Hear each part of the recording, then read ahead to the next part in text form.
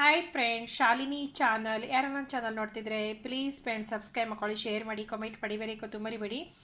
ಬನ್ನಿ ಫ್ರೆಂಡ್ಸ್, ಯಾವ ಥರ ಎಗ್ ಕಟ್ಲೆಸ್ ಮಾಡೋದು ಅಂತ ತೋರಿಸ್ಕೊಡ್ತೀನಿ. ಸ್ಯಾಂಡ್ವಿಚ್ ಜೊತೆಗೆ ತಿನ್ಬೋದು ಅಥವಾ ಸ್ನ್ಯಾಕ್ಸ್ ಥರ ಮಕ್ಕಳಿಗೆ ಟಿಫಿನಿಗೆ ಹಾಕಲಿಕ್ಕೆ ತುಂಬ ಈಸಿಯಾಗಿ ಮಾಡ್ಕೊಳ್ಳುವಂಥದ್ದು.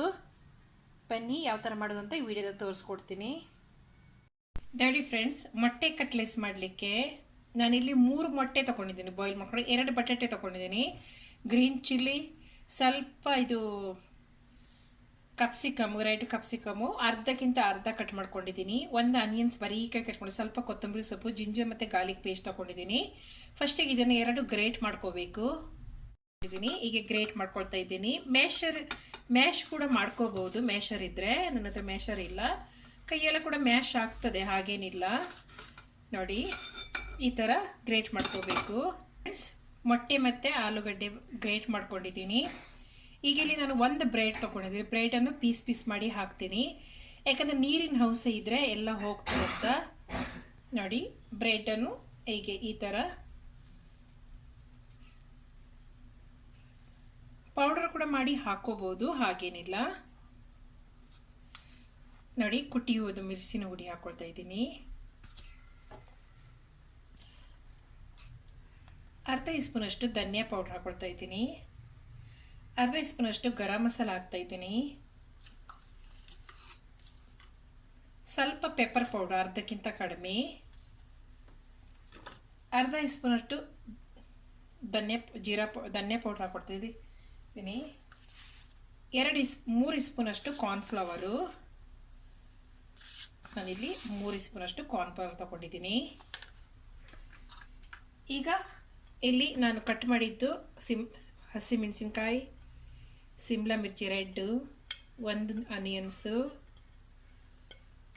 ಸ್ವಲ್ಪ ಕೊತ್ತಂಬರಿ ಸೊಪ್ಪು, ಜಿಂಜರ್ ಮತ್ತು ಗಾರ್ಲಿಕ್ ಪೇಸ್ಟು ಇಷ್ಟೆಲ್ಲ ಹಾಕಿ ಈಗ ಇದನ್ನು ಚೆನ್ನಾಗಿ ಮಿಕ್ಸ್ ಮಾಡ್ಕೋಬೇಕು ಕೈಯಲ್ಲೆಯ. ನಾನು ಉಪ್ಪು ಹಾಕಿಲ್ಲ.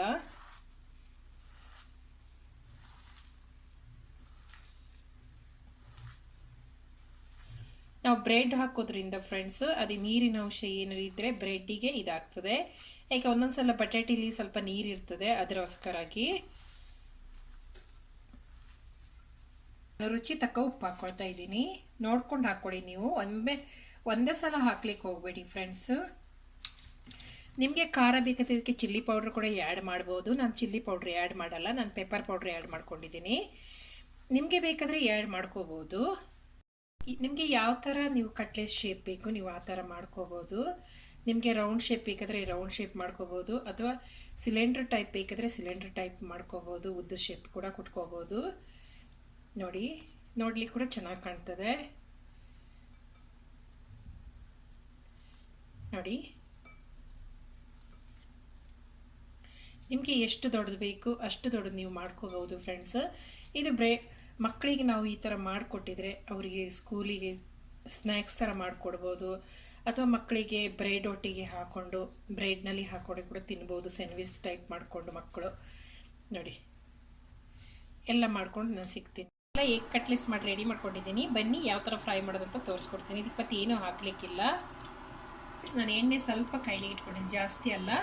ನಾನು ಜಾಸ್ತಿ ಎಣ್ಣೆ ಹಾಕ್ಲಿಕ್ಕೆ ಹೋಗಲಿಲ್ಲ, ಡೀಪ್ ಫ್ರೈ ಅಲ್ಲ. ನೋಡಿ ಈ ಥರ. ನಿಮಗೆ ಬೇಕಾದರೆ ಎಗ್ ಕೂಡ ನೀವು ಹಾಕಿ ಇದು ಕವರ್ ಮಾಡ್ಕೋಬೋದು. ಬೇಕಾದರೆ ನಾನು ಎಗ್ ಹಾಕಲ್ಲ, ಯಾಕಂದರೆ ಹೀಗೆ ಮಾಡಿದರೆ ಚೆನ್ನಾಗಿ ಟೇಸ್ಟ್ ಕೊಡ್ತದೆ. ಅಥವಾ ಬೇಕಾದರೆ ನಿಮಗೆ ಬ್ರೆಡ್ ಕ್ರಮ್ಸ್ ಕೂಡ ನೀವು ಹಾಕೋಬೋದು. ಇದಕ್ಕೆ ಕೋಟಿಂಗ್ ಕೊಟ್ಕೋಬೋದು, ಎಗ್ಗಿಂದ ಕೂಡ ಕೋಟಿಂಗ್ ಕೊಟ್ಕೋಬೋದು, ಹಾಗೇನಿಲ್ಲ. ನೋಡಿ ಗೋಲ್ಡನ್ ಕಲರ್ ಬರೋಕ್ಕಂತೂ ನಾನು ಫ್ರೈ ಮಾಡ್ಕೊಳ್ತೀನಿ. ಈಗ ಇದನ್ನು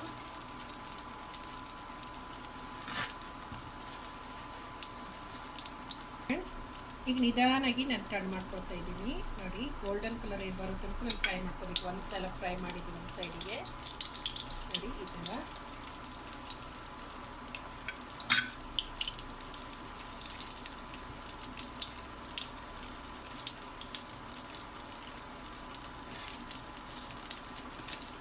ಏನು ಕಟ್ ಆಗಲ್ಲ, ಯಾಕಂದರೆ 1 ಸ್ಲೈಸ್ ನಾನು ಬ್ರೆಡ್ ಹಾಕಿದ್ದೆ. ಮತ್ತು ಒಂದು 3 ಚಮಚಷ್ಟು ಕಾರ್ನ್ಫ್ಲವರ್ ಹಾಕ್ಕೊಂಡಿದ್ದೀನಿ. ಅದಕ್ಕೋಸ್ಕರ ಎಲ್ಲೂ ಕಟ್ಟಾಗಲ್ಲ, ಏನೂ ಆಗಲ್ಲ, ಚೆನ್ನಾಗಿ ಬರ್ತದೆ ನೋಡಿ.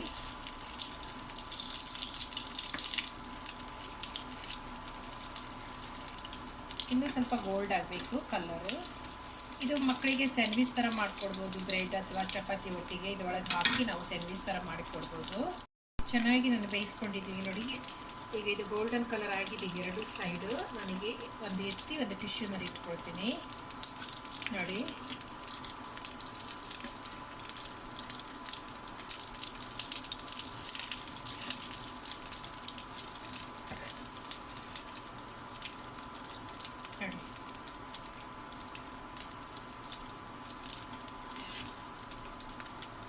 ಎಲ್ಲ ಆಗಿ ನಾನು ನಿಮಗೆ ನೋಡಿ ಫ್ರೆಂಡ್ಸ್, ಎಗ್ ಕಟ್ಲೆಸ್ ಎಲ್ಲ ರೆಡಿ ಮಾಡ್ಕೊಂಡಿದ್ದೀನಿ. ಯಾರಿಗೆಲ್ಲ ವಿಡಿಯೋ ಇಷ್ಟ ಆಗಿದ್ರೆ ಪ್ಲೀಸ್ ಸಬ್ಸ್ಕ್ರೈಬ್ ಮಾಡ್ಕೊಳ್ಳಿ, ಶೇರ್ ಮಾಡಿ, ಕಾಮೆಂಟ್ ಮಾಡಿ, ಬೆಲೆ ಕೊತ್ತು ಮರಿಬೇಡಿ. ಇನ್ನೊಂದು ವಿಡಿಯೋದಲ್ಲಿ ಸಿಕ್ಕೋಣ. ಧನ್ಯವಾದಗಳು.